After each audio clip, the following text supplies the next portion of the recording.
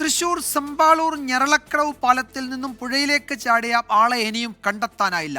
പുത്തൻചിറ ഉല്ലാസ് നഗർ സ്വദേശി സുഗതനാണ് ചാടിയത് എന്നാണ് പ്രാഥമിക നിഗമനം. പുഴയിലേക്ക് അദ്ദേഹം ചാടുന്ന ദൃശ്യങ്ങൾ പുറത്തു വന്നിട്ടുണ്ട്.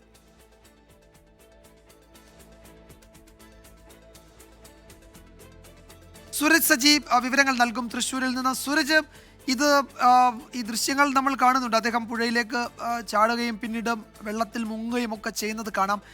എന്തിനാണ് അദ്ദേഹം ഈ നിലയിൽ പുഴയിലേക്ക് ചാടിയത്? അത്തരം വിവരങ്ങൾ ലഭ്യമായിട്ടുണ്ടോ? നാട്ടുകാരെന്താണ് പറയുന്നത്?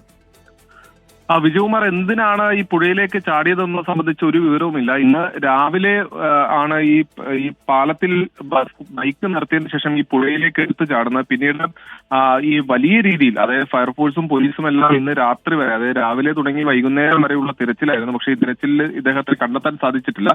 ഇതിനിടയിൽ ഈ പുഴയുടെ അരികിൽ കുളിക്കടവിലുണ്ടായിരുന്ന സ്ത്രീകളാണ് ഈ ആൾ ചാടിയ സമയത്ത് അതിന്റെ ദൃശ്യങ്ങൾ പകർത്തിയിരിക്കുന്നത്. അതിൽ അവർ പറയുന്നുണ്ട്, വലിയ ആഴം കുറഞ്ഞ പ്രദേശമാണ്, അതുകൊണ്ട് തന്നെ പെട്ടെന്ന് നീന്തി കയറാവുന്ന സ്ഥലമാണ്, ആഴം കുറവാണ്, നീന്തി കയറൂ എന്ന് പറയുമ്പോഴും അത് കേൾക്കാതെ ഈ ഒഴുക്കുള്ള ഭാഗത്തേക്ക് പോകുന്നതായിട്ടാണ് കാണുന്നത്. പിന്നീട് ഈ മുങ്ങി താഴുന്ന ദൃശ്യങ്ങളിൽ കാണാം.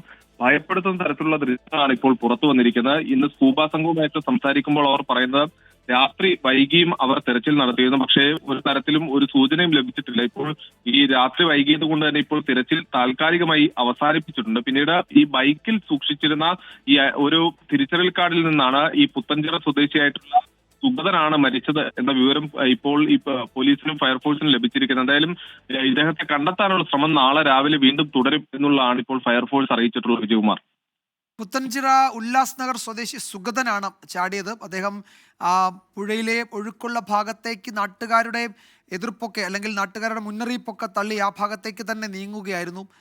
അപ്പോൾ ആ ദൃശ്യങ്ങൾ അവിടെ ആ സമയത്തുണ്ടായിരുന്നവർ പകർത്തിയതാണ്. അതാണ് ഇപ്പോൾ പുറത്തു വന്നത്. തെരച്ചിൽ ഇപ്പോഴും തുടരുകയാണ്. സുരേഷ് സജിയാണ് വിവരങ്ങൾ നൽകിയത്.